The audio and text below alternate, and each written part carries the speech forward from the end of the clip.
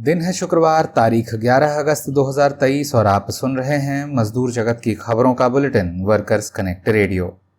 आइए सुर्खियों से करें शुरुआत। बिहार सरकार ने प्रवासी मजदूरों की दूसरे राज्य में मृत्यु होने पर परिवार को मिलने वाले मुआवजे को किया दोगुना।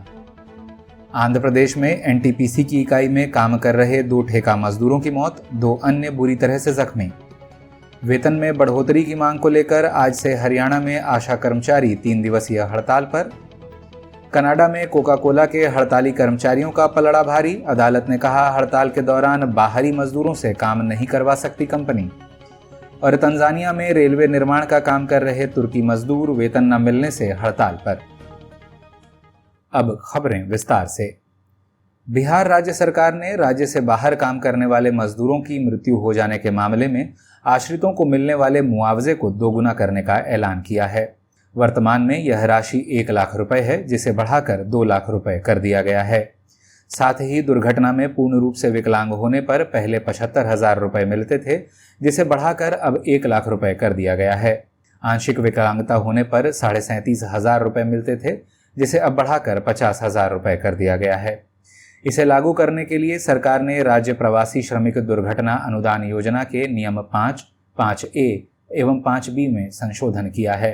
बताते चलें कि पूरे मुल्क को बड़ी संख्या में मजदूर मुहैया कराने वाले बिहार राज्य में पिछले साल इस योजना के तहत मात्र 120 आवेदनों पर कार्यवाही हुई थी। आंध्र प्रदेश के विशाखापट्टनम स्थित नेशनल थर्मल पावर कॉरपोरेशन की इकाई में बिजली के तार बिछाए जाने के दौरान हादसा होने के कारण 2 मजदूरों की मौत हो गई, जबकि 2 अन्य मजदूर बुरी तरह से घायल हो गए।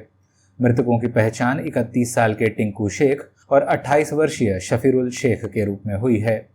बिजली के खंभे व तार बिछाने का काम एनटीपीसी ने जनरल इलेक्ट्रिक कंपनी को दे रखा है, जिसकी निगरानी में यह हादसा हुआ। हरियाणा के करनाल में आज से लगभग 1000 आशा कर्मचारी वेतन में बढ़ोतरी की मांग को लेकर 3 दिवसीय हड़ताल पर चली गई हैं। आशा कर्मचारियों की मांग है कि उनका वेतन बढ़ाकर 26,000 रुपए प्रति माह किया जाए और उन्हें सरकारी मुलाजिम होने का दर्जा मिले।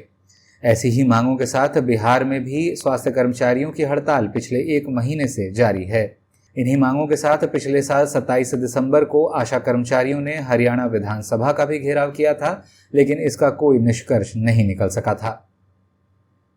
करते हैं अंतर्राष्ट्रीय खबरों का रुख। पहली खबर कनाडा से, जहां हड़ताली मजदूरों ने बोतल बंद पानी बेचने वाली कंपनी कोका कोला की मुश्किलें बढ़ा दी हैं। बताते चलें कि कोका कोला के मजदूर कंपनी के साथ वेतन समझौता खत्म होने और समझौता वार्ताओं के दौरान कंपनी के गैर जिम्मेदाराना रवैये के खिलाफ 13 जुलाई से हड़ताल पर हैं।